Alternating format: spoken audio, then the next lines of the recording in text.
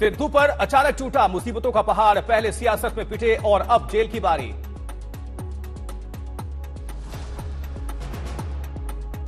सियासत में सितारा चमकने से पहले ही नवजोत सिद्धू को सुप्रीम कोर्ट से मिला करारा झटका।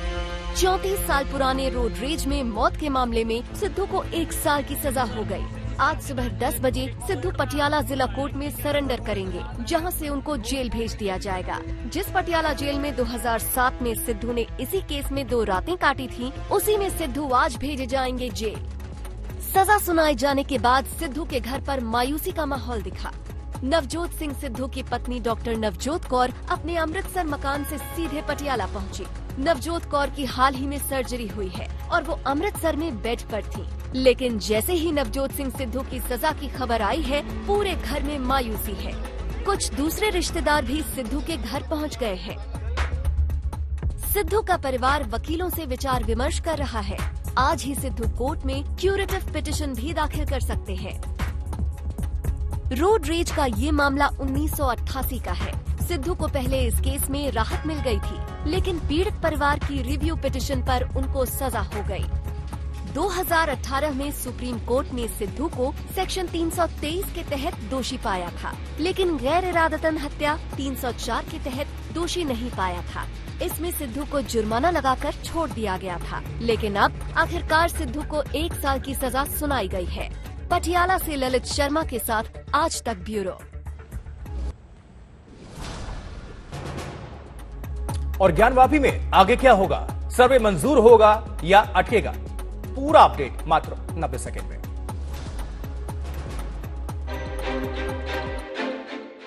ज्ञानवापी का सर्वे पूरा हो गया। सर्वे की रिपोर्ट भी दाखिल हो गई और मस्जिद के भीतर क्या कुछ मिला, उसकी एक एक डिटेल भी सामने आ गई।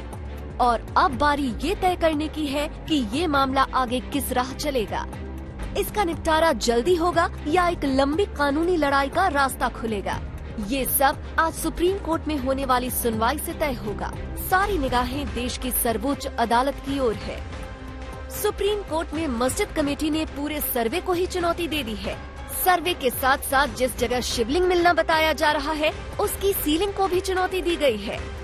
अब 1991 के धर्म स्थल कानून की रोशनी में सर्वोच्च अदालत को तय करना है कि अब तक की निचली कोर्ट की कार्रवाई सही थी या गलत। सुप्रीम कोर्ट में गुरुवार को भी मामले की सुनवाई हुई थी और आज 3 बजे का वक्त आगे की सुनवाई के लिए मुकर्रर किया गया। कोर्ट पहले ही शिवलिंग वाली जगह की कड़ी सुरक्षा के साथ नमाज पर रोक नहीं लगाने का आदेश दे चुका है।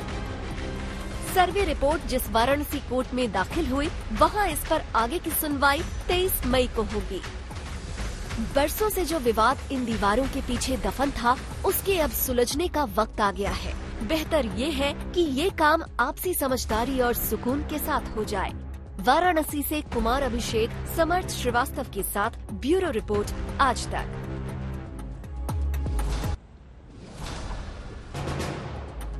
और वहीं ज्ञानवापी में क्या क्या मिला, किस कोने में क्या कुछ था, कोर्ट कमिश्नर की रिपोर्ट के हर पन्ने का सच देखिए सिर्फ 90 सेकंड में।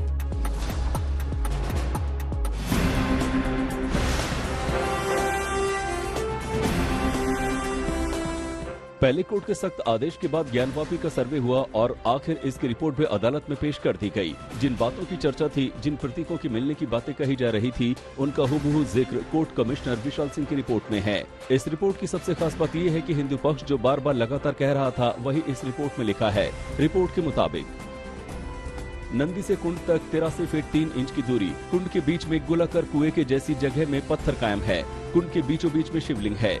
काली गोलाकार पत्थरनुमा चीज मिली है जिसकी ऊंचाई 2.5 फीट थी। इसके टॉप पर कटा हुआ गोलाकार डिजाइन का सफेद पत्थर मिला। ऐसा लगता है जैसे सफेद पत्थर को अलग से सीमेंट से जोड़ा गया। वादी इसे शिवलिंग कहने लगे। प्रतिवादी ने कहा कि ये फव्वारा है। इसके अलावा तहखाने की दीवार पर पान के पत्तों की कलाकृति थी। वहीं खंभों पर कमल, घंटी, कलश और फूल की आकृति नजर आई। तहखाने में कुछ हिंदी भाषा में भी लिखा हुआ मिला। हालांकि काफी वक्त पुरानी होने की वजह से भाषा समझ में नहीं आ रही थी। 3 तहखानों के सर्वे के बाद चौथे तहखाने का ताला खुलवाया गया। इस तहखाने में नई पुताई हुई थी। पश्चिम दीवार पर सर्वे टीम हाथी के सूंड के निशान दिखाई दिए। इसके अलावा त्रिशूल और पान की कलाकृति भी देखने को मिली। वहीं गुम्बद में भी कमल फूल पत्ते की कलाकृति देखने को मिली। इसके अलावा मीनार का भी सर्वे किया गया। मीनार में कुछ डिजाइन मिली। हिंदू पक्ष का दावा है कि ये मंत्र हैं। चित्रा त्रिपाठी के साथ समर्थ श्रीवास्तव, वाराणसी आज तक।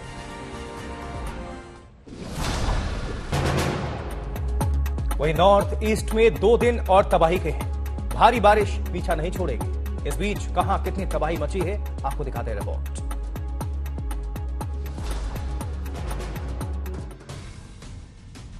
असम में बाढ़ के बाद तबाही की हैरान करने वाली तस्वीरें सामने आई हैं। ये असम का हाफलो रेलवे स्टेशन है, जो पूरा लैंडस्लाइड के मलबे में दबा है। कहीं पलटी हुई रेलगाड़ी है तो कहीं मलबे में पूरी तरह दबी रेलगाड़ी दिख रही है। पूरे स्टेशन पर हर तरफ लैंडस्लाइड के बाद आया मलबा है। पूरा स्टेशन तबाह हो गया है। डिमा हसाओ जिले में सबसे ज्यादा तबाही हुई है। देखिए कैसे सड़कें टूट गई हैं। ताजा लैंडस्लाइड के बाद सड़कों पर बड़े बड़े पत्थर गिरे हैं। आवाजाही पूरी तरह रुक गई है। डिमा हसाओ में NH 27 पर ताजा लैंडस्लाइड से हालात और खराब हुए हैं। असम में 26 जिले बाढ़ से प्रभावित हुए हैं। केरल से लेकर बिहार तक बाढ़ और बारिश का कहर दिख रहा है। ये कोच्चि की तस्वीर है, जहां घरों में बारिश का पानी घुस चुका है।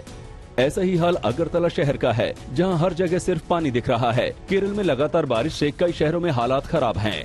पटना में भी लगातार बारिश हो रही है, जिससे जनजीवन खासा प्रभावित हुआ है। मौसम विभाग का कहना है कि अभी और बारिश होगी। ब्यूरो रिपोर्ट आज तक।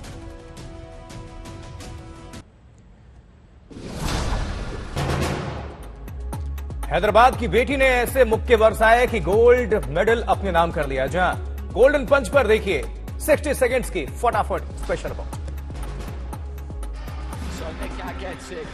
और इस तरह भारत की निखित जरीन ने इस्तांबुल में तिरंगा लहरा दिया। निखित ने महिला विश्व बॉक्सिंग चैंपियनशिप में स्वर्ण पदक अपने नाम किया, और वो भी शानदार अंदाज में, अपने हर विरोधी को धूल चटाते हुए।